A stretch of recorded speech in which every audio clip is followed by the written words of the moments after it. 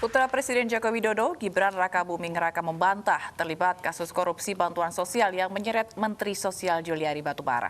Sebelumnya, Gibran diduga memberi rekomendasi pengadaan kantong bantuan sosial ke PT Sri Rejeki atau Sritex. Gibran Rakabuming Raka menampik kabar buruk dirinya yang diduga terlibat kasus korupsi dana bansos. Gibran mengaku kaget namanya disebut-sebut terlibat memberikan rekomendasi pengadaan kantong bantuan sosial yang menyeret Menteri Sosial Juliari Batubara.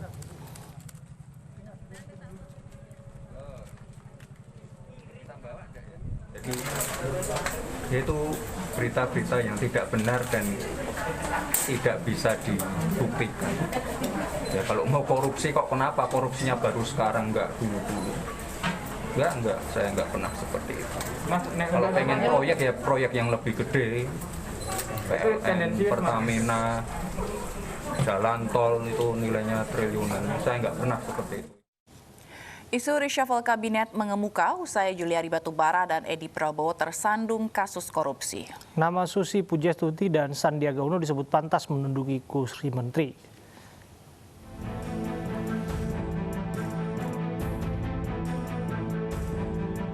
Perombakan kabinet ditunggu-tunggu beberapa pihak pasca dua menteri Juliari Batubara dan Edi Prabowo tersandung kasus korupsi bansos dan ekspor benih lobster.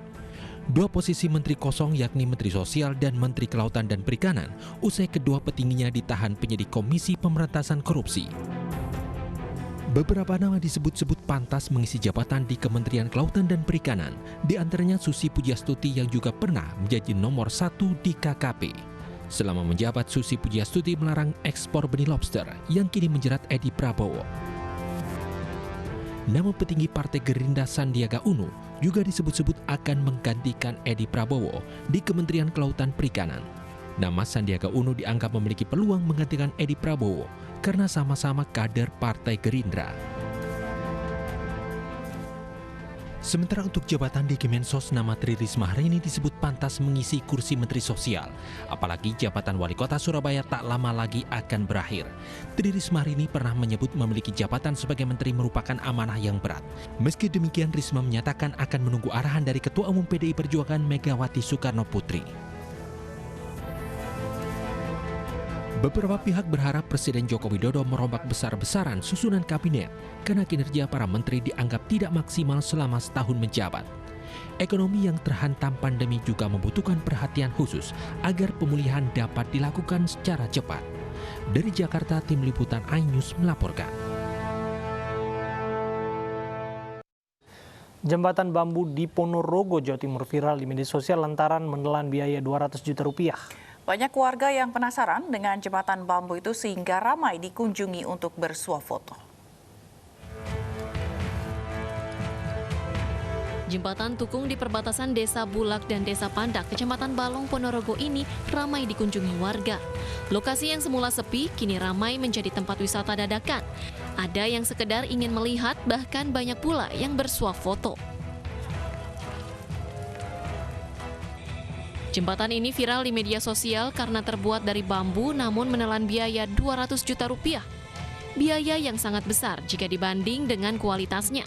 Di lokasi jembatan tertera biaya pembangunan dari APBD Kabupaten Ponorogo tahun 2020 dengan biaya Rp199.659.000. Ya, foto sambil membuktikan bahwa ini benar-benar bangunan ini 200 juta. Jembatan bambu ini penghubung antar Desa Pandak dan Desa Bulak, Kecamatan Balon. Sebelumnya sudah ada jembatan bisa dilalui kendaraan roda 4, namun tiba-tiba dibongkar karena dijanjikan dibangun jembatan yang lebih baik.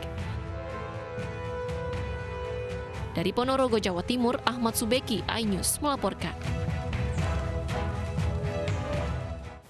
Sebelumnya warga Kabupaten Bekasi, Jawa Barat juga dihebohkan dengan pembangunan toilet di sekolah negeri yang menghabiskan dana hampir 200 juta rupiah.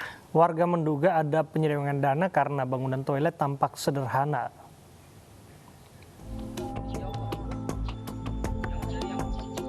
Inilah bangunan toilet atau WC yang berada di salah satu sekolah dasar negeri di Kabupaten Bekasi, Jawa Barat. Toilet ini baru dibangun oleh pemerintah daerah Kabupaten Bekasi.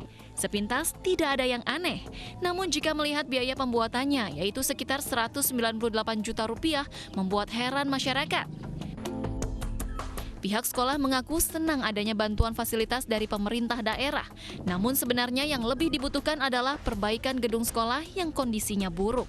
Pihak sekolah ya senang-senang aja dapat bantuan. Cuman 3 hari sebelumnya ada konsultan datang ke sini minta lokasi mau dibangunnya WC di mana. Saya nggak tahu ini dapat dari mana, saya gitu. Emang belum ada konfirmasi ke ibu belum, gitu saya gitu. Ya 2 orang gitu. Terus kemudian besoknya lagi minta lokasi di mana, kita unjukkan di sana. Setahu ibu yang mengerjakan ada berapa pekerja? Ada 4, mandornya 1. Ya. Jadi 5 orang. 5 orang. Tapi itu juga suka gantian ke sekolah lain gitu. Kadang-kadang di sini ditinggal, ngerjain di tempat lain lagi gitu. Sedangkan menurut pemerintah Kabupaten Bekasi, pembangunan toilet dan wastafel sebagai bentuk persiapan belajar tatap muka di era new normal. Menurut Bupati Bekasi, biaya yang dikeluarkan juga sudah sesuai perhitungan. Sebetulnya kan itu juga kan anggaran yang memang sudah diperhitungkan. Nanti kita lihat saja speknya, bahwa speknya memang sudah memungkinkan untuk anggaran itu ya layak untuk kita buat tadi sarana terkait dengan MCK tersebut, karena memang itu tadi yang kita sediakan bukan hanya bangunannya, terus tempat WC-nya, termasuk airnya, toren air dan segala macam. Itu kan memang dihitung, memang jumlahnya cukup lumayan. Sementara warga Kabupaten Bekasi yang mendapat data bahan-bahan material untuk pembangunan toilet menemukan berbagai kejanggalan. Hanya sebuah kloset jongkok setara toto termasuk biaya pasang dihargakan dengan 838.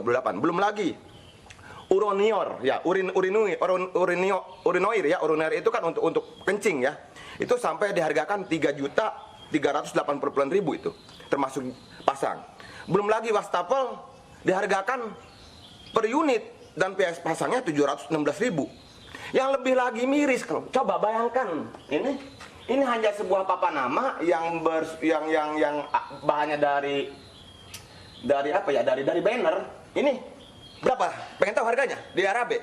Ini kurang lebih 372.000. Pemkab Bekasi tahun ini membangun 488 toilet atau WC di sekolah dasar dan menengah sebagai program menuju Kabupaten Sehat 2021.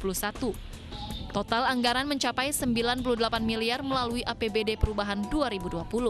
Dari Kabupaten Bekasi, Jawa Barat, Didit Junaidi, iNews melaporkan.